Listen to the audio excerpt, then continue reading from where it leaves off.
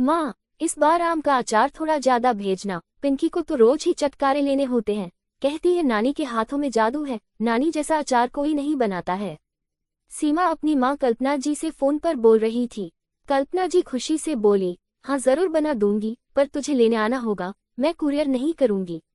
माँ, बंटी की coaching class है और पिंकी की भरतनाट्यम की, अभी तो नहीं आना होगा, मैं कोशिश करूंगी, फोन रखती हूँ। सीमा ने फोन रख दिया। आखिर क्यों इतनी तकलीफ सहकर भी हर साल अचार बनाती हो? घुटनों का दर्द बढ़ गया है, आंखों से भी कम नजर आता है, सांस फूलती है, तबीयत तो ठीक रहती नहीं है और बेटी का फोन आते ही अचार की तैयारी में लग जाती हो। बाजार से भी खुद ही जाकर कैरी लाती हो, मेरे द्वारा लाई गई कैरी भी पसंद नहीं आती, सारे मसाले भी घर पर तैयार करती हो। कितनी मेहनत लगती है, कितना थकाने वाला काम है, बेटी का फोन आते ही तो शरीर में जान आ जाती है। कल्पना जी के पति ने कहा। कल्पना जी मुस्कुराकर बोली, अच्छा है, बच्चे इसी बहाने याद तो कर लेते हैं। कल संजय का भी फोन आया था कि माँ अचार बना देना, बहू सुरभि को तो आता नहीं है और मुझे तो आपके हाथ का ही पसंद है।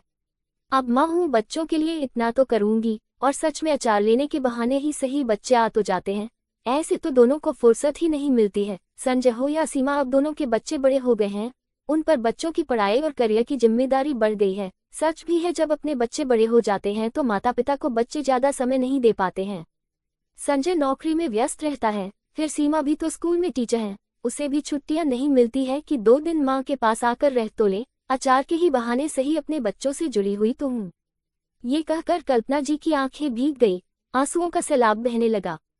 माँ की ममता बच्चों से मिलने को तड़पने लगी, पर बच्चों के पास समय ही नहीं था। अगले दिन वो अपने पति के साथ खुद बाजार गई और अच्छी कैरियां छांट कर लाई, कच्ची घानी से सामने सरसों का तेल निकलवा कर लाई, इसी से तो उनके द्वारा बनाया गया अचार महकता है। सूखी साबुत लाल मिर्च खुद घर पर खरल में कूटी और हल्दी और बाकी मसाले भी घर पर ही कूटकर पीसकर तैयार कर दिए। 2 दिन में धीरे धीरे करके अचार बनाकर रख दिया। तीसरे दिन वो बच्चों के आने का इंतजार करने लगी। सुबह संजय का फोन आया, माँ मैं नहीं आ पाऊंगा, कंपनी मुझे टूर पर विदेश भेज रही है, आने जाने में महीना लग जाएगा, आप अचार किसी के हाथों भिजवा देना या कुरियर करवा देना। थोड़ी देर बाद बेटी सीमा का भी फोन आया, माँ मैं आ रही थी, पर तुम्हारी दोहिती पिंकी की भरतनाट्यम नृत्य की स्टेज पर प्रस्तुति है, उसी की तैयारी में लगी हूँ, इसके 7 घंटों लगना होता है, आप अचार कुरियर ही करवा देना। महीनों से बच्चों से मिलने की आस टूट गई। कल्पना जी ने फोन रख दिया, वो कुछ बोली नहीं और चुपचाप पलंग पर लेट गई।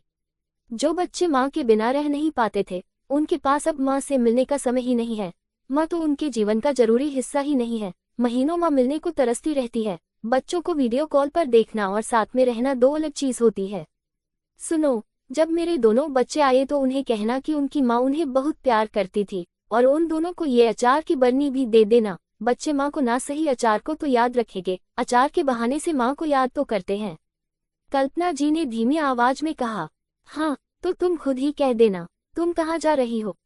उनके पति ने हाथों में हाथ लेते हुए कहा, और थोड़ी देर बाद देखा कि कल्पना जी ने आंखें मूंद ली। उनके चेहरे पर शांति नहीं, बेचैनी थी, उन्हें अपने बच्चों के आने का इंतजार था। संजय और सीमा अचार लेने तो नहीं आ पाए, पर माँ के अंतिम दर्शन को जरूर आए। एक तरफ माँ का शव रखा था और दूसरी ओर से माँ के हाथ के बनाए गए ताज़ा अचार से घर आंगन महक रहा था। पाठकों, माँ के हाथों का अचार जितना स्वादिष्ट होता है, उतनी ही अनमोल माँ की ममता होती है। चाहे कितने भी व्यस्त क्यों ना हो, अपनी माँ से मिलने का समय जरूर निकालें।